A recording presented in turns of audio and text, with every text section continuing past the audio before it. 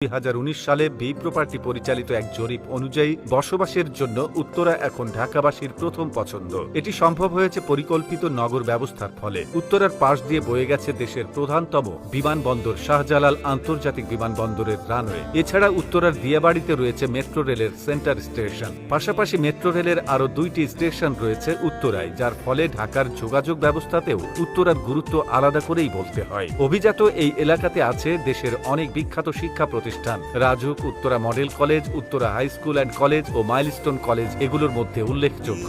এছাড়া ঢাকার প্রায় সব নামকরা ইংলিশ মিডিয়াম স্কুলের শাখা রয়েছে এখানে। স্কলাস্টিকা স্কুলের মূল ক্যাম্পাস উত্তরাতে। পাশাপাশি তুর্কিশ হোপ স্কুল তথা বর্তমান hope international school, Bangladesh international tutorial, BPS STS school সহ অনেকগুলো স্বনামধন্য ইংলিশ মিডিয়াম স্কুল রয়েছে উত্তরায়। তবে অনেকে হয়তো জানেন না, বর্তমানে জনপ্রিয় এই এলাকাটি একসময় ঢাকা থেকে পুরোপুরি বিচ্ছিন্ন ছিল। 1989-89 সালের দিকে উত্তরা ছিল জনমানব শূন্য এলাকা। তখন বাংলা চলচ্চিত্রের কিংবদন্তি নায়ক রাজ্জাক প্রতিদিন তেজগাঁওয়ের এফডিসিতে ছুটে আসতেন। তিনি ঢাকা ময়মনসিংহ মহাসড়কের পাশে গড়ে তুলেছিলেন বর্তমান উত্তরার প্রাণকেন্দ্র রাজলক্ষ্মী কমপ্লেক্স। নিজের নামে রাজ এবং স্ত্রী লক্ষ্মীর নাম মিলিয়ে তিনি এই কমপ্লেক্সটির নাম দিয়েছিলেন রাজলক্ষ্মী। 1991 সালে চালু হওয়া শপিং সেন্টার রাজলক্ষ্মী কমপ্লেক্স এতটাই গুরুত্বপূর্ণ হয়ে ওঠে যে পরবর্তীতে মার্কেটের সামনের এলাকাটির নামই লোকমুখে রাজলক্ষ্মী হয়ে গেছে। 1996 থেকে 2006 সালের মধ্যে ধীরে ধীরে রাজধানী ঢাকার গুরুত্বপূর্ণ অংশে পরিণত হয় উত্তরা। এমনকি উত্তরা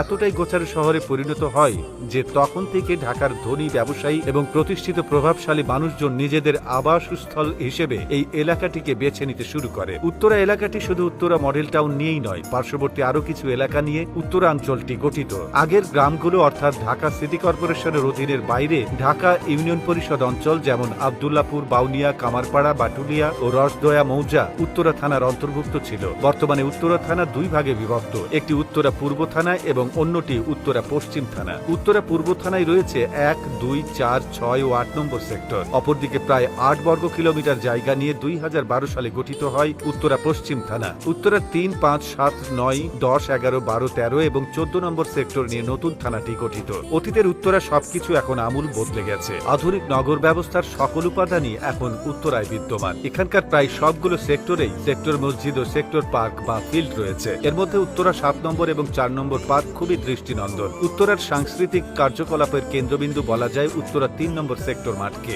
এছাড়া উত্তরা ফ্রেন্ডস ক্লাব খেলাধুলায় অবদানের জন্য পুরো ঢাকাতেই স্বনামধন্য প্রতিষ্ঠান। এখানকার প্রতিটি সেক্টরের রাস্তাগুলো অধিকাংশই নাম্বার দিয়ে পরিচিত। তবে এভিনিউগুলোর নামগুলো সব বিখ্যাত মানুষজনের নামে করা হয়েছে, যেমন জসিমউদ্দিন এভিনিউ, রবীন্দ্র সরণি এভিনিউ, শামু